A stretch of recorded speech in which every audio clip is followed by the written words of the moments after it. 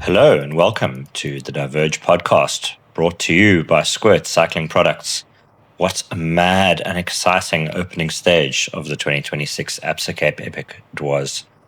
Opening day on Mirandale Wine Estate, all on Mirandale Wine Estate today, 20 kilometers, 650 meters of climbing, and South Africans in the lead, Matt Beers and Tristan Orkier, the yellow jerseys and the red jerseys for the best placed African team in the men's race. Women's race, Thomas Maxson, Sabi's, Candice Lill and her Swiss teammate Alessandra Keller won the day there, and they take orange. So lots to look forward to for the home fans over the coming week. But also lots of trepidation as well, because it's going to be searingly hot. And the first news from Montagu is that Stage 1 has been brought forward. It will start at 6:30 in the morning, so all the start groups starting half an hour earlier, which hopefully means less time in the heat, especially for those later start groups that tend to start when it's already pretty hot. Today at Mirandale, it was 35, apparently 37 on top of the Dorstberg, but it felt a lot hotter than that. It was hardly a breath of wind and no shade. No trees to hide under. And the same will be pretty much true in Montagu as well. There are some orchard sections, but largely very shrubby, low fynbos, and it's going to be searingly hot again, well into the 30s, probably feel like high 30s even. But looking back on the prologue, first of all, the women started out at they started out pretty early, actually. It was, I want to say, 12 o'clock. Felt earlier, actually. So they went off pretty fast, and some early teams setting good times there. The Simtech.net team of Margot Moschetti and Claudia Pirelli were the early pace setters. They set a time of 54 minutes and 11 seconds, which was only 10 minutes slower than the men's winning time, which shows you just how fast all of those women's teams were. Once the three race favorites started, it was the Thomas Maxson Sabi team were first out of that group to set out and to cross the line, and they posted a time of 51 minutes, 24.6 seconds. Buff BH, Efficient Infinity, went off behind them. They were 2 minutes and 9 seconds slower. That's Rosa van Dorn and Vera Laza, on a stage that you would think wouldn't suit them that much, though both of them did pretty well at the Songo Champions race on Wednesday, and Rosa van Dorn in particular hung with the cross-country stars Yolanda Neff and Tyler Jacobs for quite a long time, and ended up coming third. Vera was fifth there at the Champions race. So both of them with some good punch in their legs, as well as some marathon stamina. So the longer stages to come are definitely going to suit them. The She Sends Foundation of Kate Courtney and her last-minute teammate Greta Seerwald, they were last off the line. No time checks for them out on course, so racing blind. Apparently, they were relatively conservative, kept it in the green all stage, and they were actually pretty happy with ceding just 56.8 seconds to Lill and Keller after that stage. They're looking forward to the week ahead as well. Benno Willett has been helping them out. He reported back from them, said they're very bullish, but yeah, as Candice Lill said earlier in the week, it is better to lay down that marker early, to be the one to dictate the pace on that opening stage. And then after that, you can race a little bit more defensively, perhaps let the others make the moves and follow, and then bide your time. That's you not chasing to make back time already on the first marathon stage.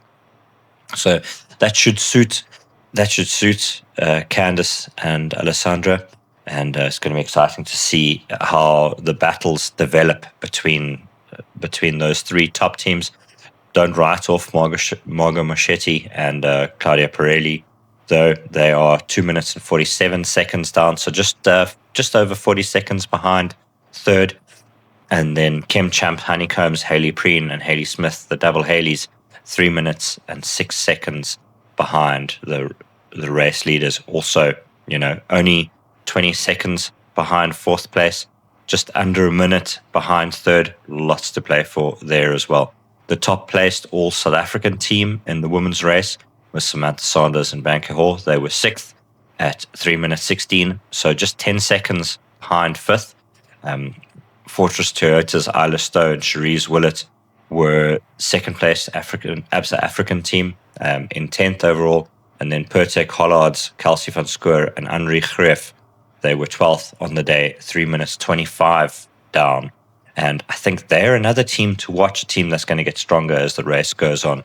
Kelsey likes the longer stages, and Henri Greff, coming from Namibia, is definitely going to be strong in the heat and on the rocky terrain.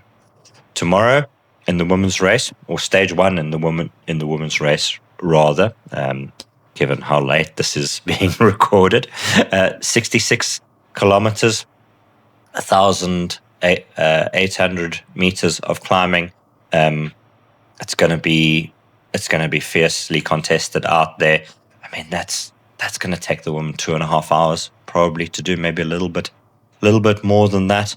So yeah, there's no reason to hold back at all for them, and I think we're going to see some very aggressive racing. We've already seen there's a lot of teams carrying really good form into this race, but yeah, tomorrow is going to be that test of who really has the endurance to back up their cross-country kick from the prologue. In the men's race, Toyota Specialized in Buko's Matt Beers, Tristan Norquer, the men of the hour, they posted incredible time, 44 minutes, 37 seconds. They were the last off the ramp, and they went, Matt said, they eased into it a little bit, and then once the climbing started, it went absolutely full gas. They were ahead on all the time checks, but Willia Vittoria looked like they were descending faster. Luca Brado and Simone Avendetto, they won the prologue last year, of course, took the yellow jerseys, which Nino Schurter and Filippo Colombo then seized off them on the first marathon day. After sort of cracking towards the end of that stage, I'm sure they've learned a lot from that experience. They were frustrated. They got caught up in traffic as they were coming back down into Mirandal onto the start-finish straight, stuck behind the Buff BH team of Wout Alleman and Martin Stosek, and they were just 6.3 seconds behind Beers and Norquer. So you've got to think they probably would have taken the stage win, but woulda, coulda, didn't. That's stage racing. A little bit of luck early on for Toyota Specialized in Buko. And long may that hold. I think as South Africans, we deserve the right to be a little bit biased, a lot biased. Clementizia Aubert had a fantastic day. David Valero Serrano and Mark Stutzman. Mark Stutzman surprising there with his cross-country firepower, not known for it, confessed that he is not known for it. They were just 12.8 seconds down in third place, so really, really tight. Oregon Villiers, Mateus Azaro, and Yuri Zanotti, 25.6 seconds down. So the top four teams within 30 seconds, and then maybe a little bit of surprise that Canyon, Lucas Schwarzbauer, and Sam Gaze, lots of firepower in that team, that they were nearly a minute down, 58 seconds. Would have thought they would be one of the strong contenders for stage victory. But yeah, it's less than a minute to the top five. Lots and lots to play for. Even beyond the top five, the top 10 are still under 2 minutes. Insect Science, Safari Essence, Vessel Buerta, and Johan van Sale, they were 10th on the day. They're the second placed All-African team, 1 minute 40 seconds behind Matt Beers and Tristan Norquer. And then the Toyota Specialized Imbuco 2 team, Beers and Norquer's teammates Mark Hubert, Travis Stedman, they had a good day as well. 2 minutes and 7 seconds down in 15th place. but also 15th place, 2 minutes and 7 seconds down, shows you just how tight it is at the very top of the men's field. A little bit of a smaller men's field than in previous years, but by no means weaker. I think we've distilled it down to a really, really powerful group. And tomorrow, those first 20 kilometers tomorrow, to the first single track course is roller coaster is going to be, it's going to be raced really, really hard. For the men tomorrow, 90 kilometers, 2,150 meters of climbing, tough all day in the crew. It's going to be hot.